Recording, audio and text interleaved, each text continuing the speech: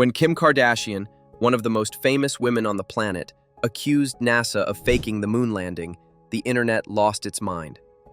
Within hours, headlines exploded, fans were divided, conspiracy theorists celebrated. But NASA? They didn't post angry tweets or call her out. Instead, they did something far more humiliating. They invited her to see the truth for herself. And what happened next might just be the biggest reality check in celebrity history. This is the story of how NASA quietly destroyed one of the most viral celebrity conspiracies of all time, not with hate, not with memes, but with hard science. We'll show you what Kim actually said, why millions believed her, and how NASA turned that moment of misinformation into a global lesson about truth. And trust me, by the end of this video, you'll understand why no amount of fame can compete with facts. It all started in October 2022, during an episode of The Kardashians on Hulu. Sitting with her friends, Kim casually dropped a bombshell. She said, "I don't think we really went to the moon. I think it was fake. I saw Buzz Aldrin saying it didn't happen." One line and the internet went nuclear. Clips of her words spread across TikTok, YouTube, and Reddit. Within hours, millions were asking the same question. Wait, did NASA actually fake the moon landing? The problem?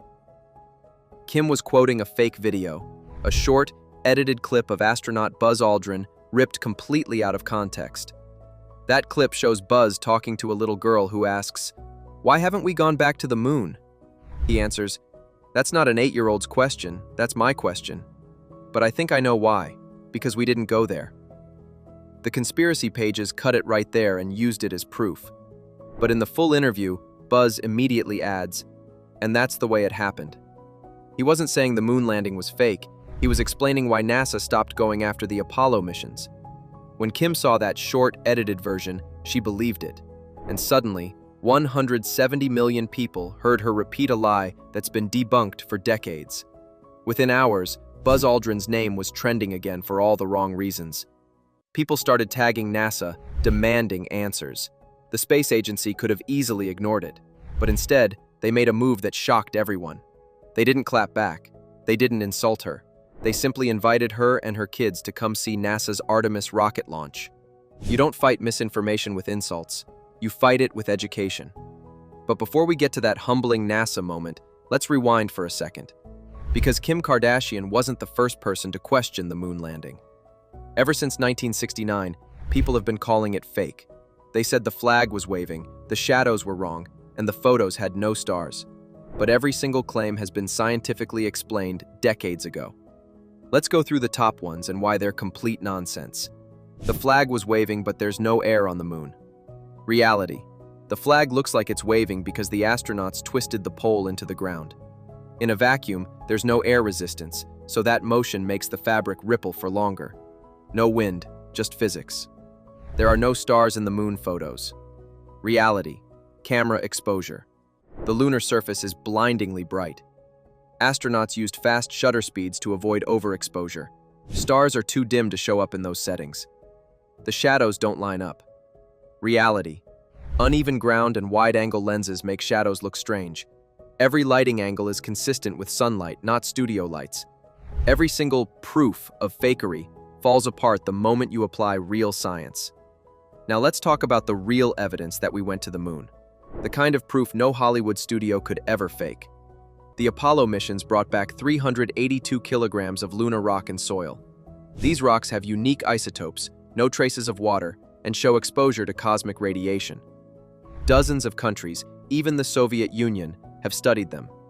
Every single analysis confirmed they are not from Earth. Apollo 11, 14, and 15 placed mirrors on the moon's surface.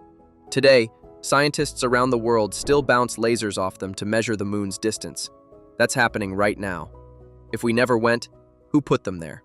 NASA's Lunar Reconnaissance Orbiter and even India's Chandrayaan and Japan's Selene have photographed the Apollo sites. You can see the descent stages, rover tracks, and equipment still sitting there.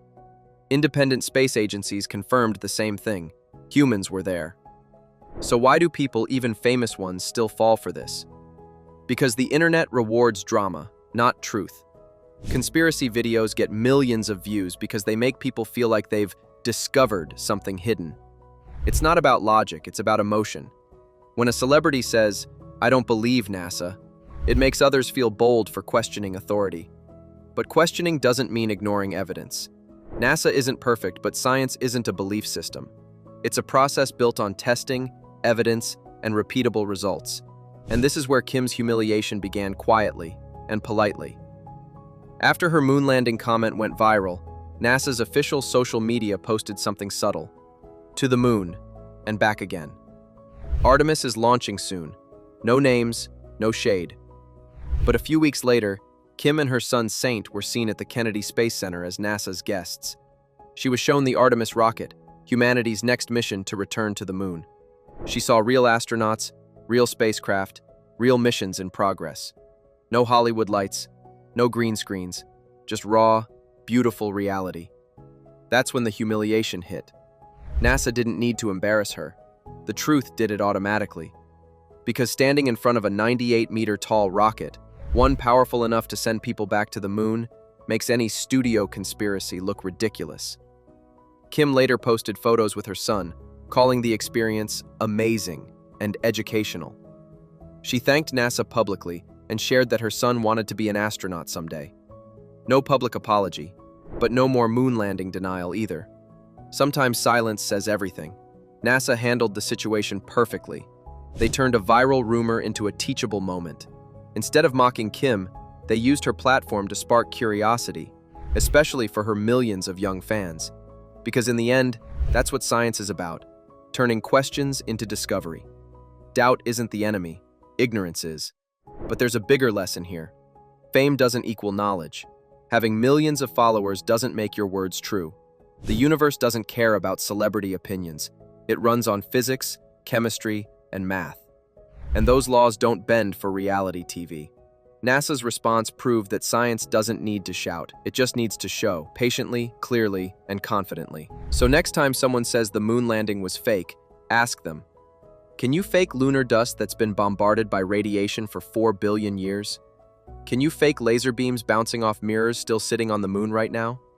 Can you fake satellite images from other countries showing the same landing sites? No, you can't. Because truth leaves evidence. Lies leave excuses. Kim Kardashian may have billions of followers, but NASA has something stronger: proof. And when proof meets popularity, proof wins every single time. So Kim, if you're watching, welcome to reality. The moon landing wasn't fake. The only thing fake was the conspiracy. And for everyone still doubting, remember, the stars don't care about our opinions. They shine whether we believe in them or not. That's the beauty and the power of truth.